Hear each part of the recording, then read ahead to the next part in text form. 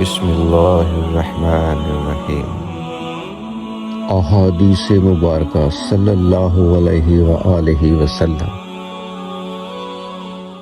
علامات قیامت میں سے یہ ہے کہ دینی علم اٹھ جائے گا اور جہل ہی جہل ہر طرف ظاہر ہو جائیں گے، اور اعلانیہ شراب پی جائے گی اور زنا پھیل جائے گا۔ مہمان اپنا رزق لے کر آتا ہے اور صاحب خانہ کے گناہ لے کر چلا جاتا ہے۔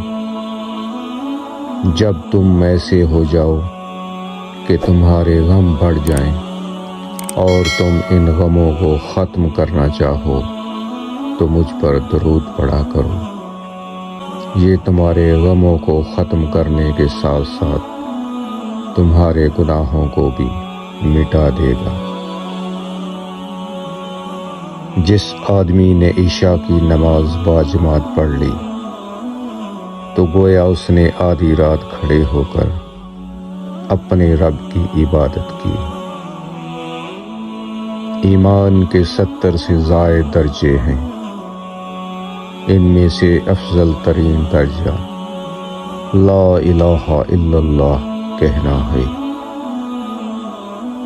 ایک شخص کسی مومن کو غمگین کرنے کے بعد اسے تمام دنیا بھی عطا کر دے، تب بھی یہ اس کا کفارہ ادا نہیں ہو سکتا اور نہ اسے کوئی اجر ملے گا۔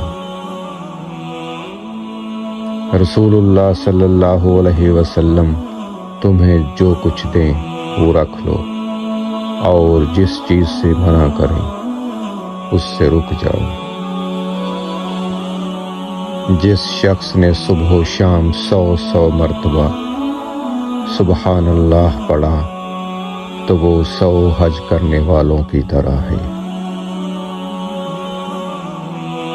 مومن کا مرض اس کی خطاؤں کا کفارہ ہوتا ہے۔